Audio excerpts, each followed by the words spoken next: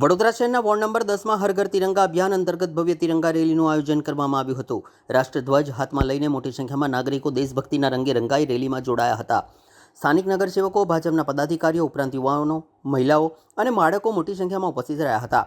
સમગ્ર રેલી દરમિયાન ભારત માતા કી જય અને વંદે માતરમના નારાથી સમગ્ર વિસ્તાર ગુંજી ઉઠ્યો હતો।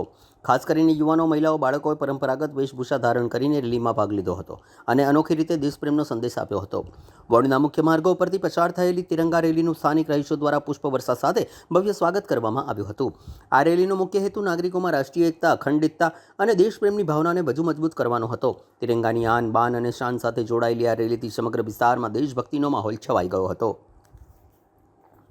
આજે વોર્ડ નંબર 10માં તિરંગા યાત્રાનું આયોજન કરવામાં આવ્યું હતું।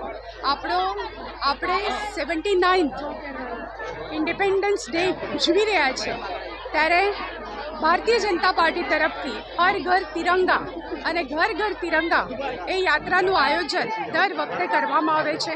અલગ અલગ વોર્ડમાંથી કાર્યકર્તાઓ, આગેવાનો, સાથે સાથે સમાજના શ્રેષ્ઠીઓ, સ્કૂલના બાળકો, કોલેજના સ્ટુડન્ટ્સ આ બધા જોડાતા હોય છે।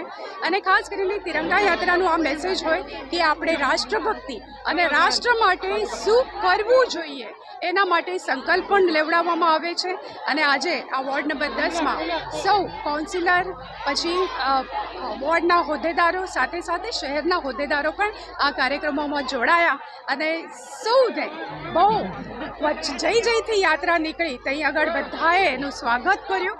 તિરંગા યાત્રા સ્વરાજ્ય માટે છે અને આપણે જે સ્વરાજ્ય માનનીય વડાપ્રધાન નરેન્દ્રભાઈ મોદીજીના નેજા હેઠળ જે આપણે વિકસિત ભારતનું સ્વપ્ન આપણે જોઈ રહ્યા છે અને વિકસિત ભારત થઈ રહ્યો છે, અને આ 79th ઇન્ડિપેન્ડન્સ ડેના દિવસે 15મી તારીખે આપણે જ્યારે ઉજવી રહ્યા છે એના આગોતરી એના માટે તિરંગા યાત્રાનું આયોજન કરવામાં આવે છે। ઉત્સવ તરીકે આપણે ઉજવતા હોઈએ, એ આપણે પ્રજાસૌનો એક ઉત્સવ છે અને આ ઉત્સવ જેવી રીતે આપણે અલગ અલગ ઉત્સવો ઉજવતા હોઈએ એવી રીતે આ પ્રજાતંત્રનું આ ઉત્સવ છે।